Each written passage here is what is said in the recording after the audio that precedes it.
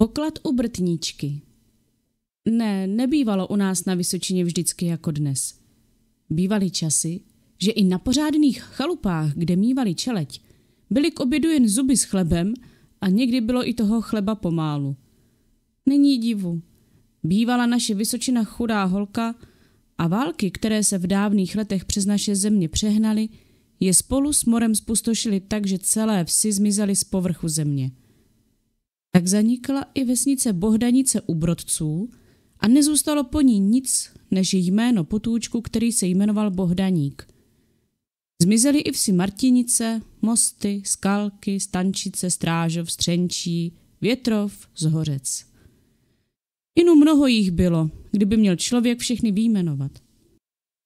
Dnes nám jejich jména připomínají jen názvy lesů a tratí kolem nových osad a vesnic.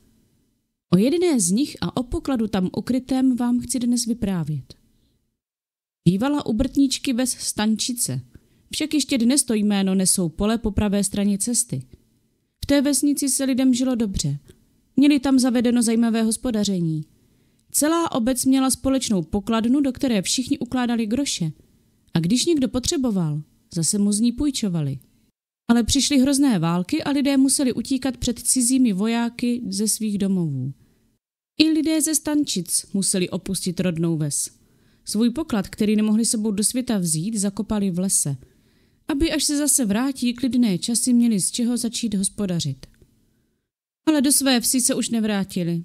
Zničili je nepřátelé, bída, hlad a zlé nemoci. Jejich ves spustla, že po ní ani památky nebylo. Jen ve vyprávění starých lidí ze sousedství se udržovala pověst o stančickém pokladu, zakopaném v lese v Zálamí.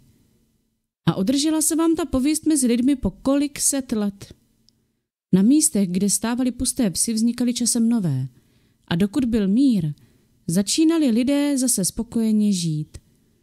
Ale přišly znovu války a s nimi bída s nouzí. Zase byly v chalupách k obědu jen zuby s chlebem a někdy jenom zelená polévka. V takových dobách lidé rádi vzpomínají na staré pověsti o pokladech a každý si přeje takový poklad najít, aby se své bídy zbavil. Po pruských válkách sloužil v Opatově za pasáčka nějaký Tomášek Ferdů a vždycky, když byl hubený oběd, vyprávívala mu hospodářova babička o stančickém pokladu. Prý, že je zakopán v železné truhle někde v Zálamí. Vždycky mu říkávala: my s hospodářem už jsme staří, ale ty bys mohl ten poklad docela dobře najít. Jen se musíš po všem pozorně dívat.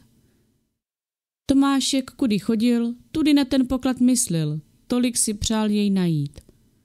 A jednou po mnoha letech, když už byl z něho pořádný chasník, dobýval na Zálamí v lese pařezy.